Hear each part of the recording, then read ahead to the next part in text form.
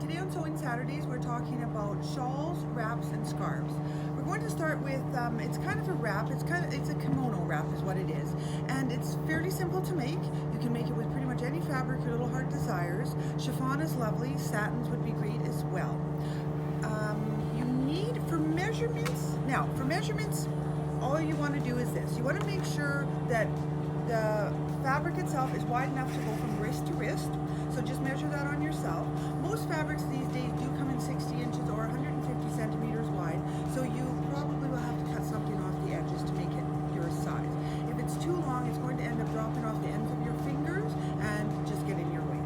Once you have determined which fabric you would like to use, you need to measure yourself and see how long you want the fabric to be, okay, or how long your kimono is going to be.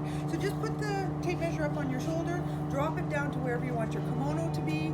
So I'm going to say just hip level on this one, so we're looking at approximately 70 centimeters. Take your 70 centimeters, double it, which is 140, which is 1.4 meters, is what you're going to need for your kimono. Now we have it measured to what the size that you're going to need. We're going to fold it into 4. So you take the 2 edges that way, the other 2 edges,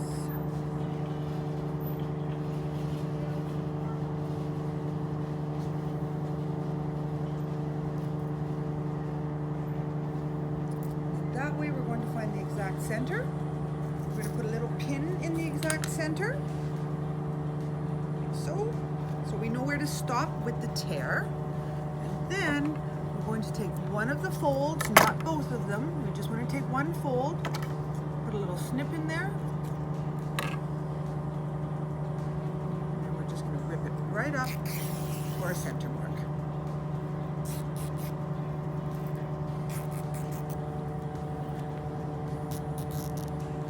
Most of your chiffons and your satins are going to rip nice and straight.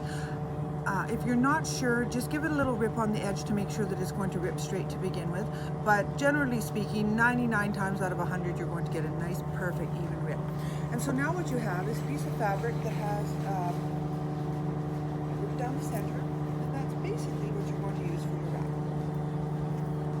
What we're going to do now is you can take this edge here and decide how long you would like your armholes to be, or how wide you would like your armholes to be, and you're just going to sew down that side, and then you're going to finish off your edges with, you can finish your edges off in a lot of ways. You can either just hem your edges, put a double rolled hem on it.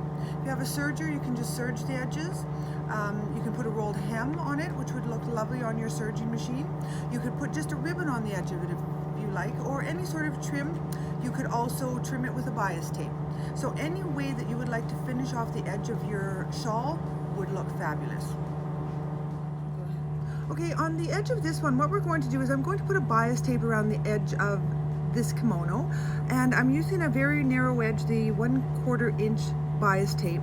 I've set my machine on the longest stitch, and I am just putting the shorter edge of the bias tape underneath on the wrong side, and I'm just going to stitch through first of all with the widest stitch all the way around. Okay, so we've used a big wide stitch to sew on the first half of the bias tape, and now it's on there already, so now we're just going to fold the top side over. And honestly, I like to use a little zigzag stitch simply because that way I don't have to concern myself that closely with keeping a nice straight line. So I'm just going to turn my machine up to a little bit of a zigzag stitch.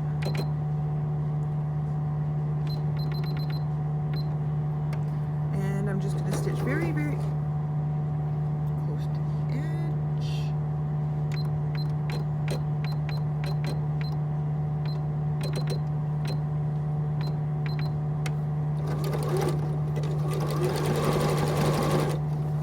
And so it'll look a little decorative because you've got that zigzag stitch on it.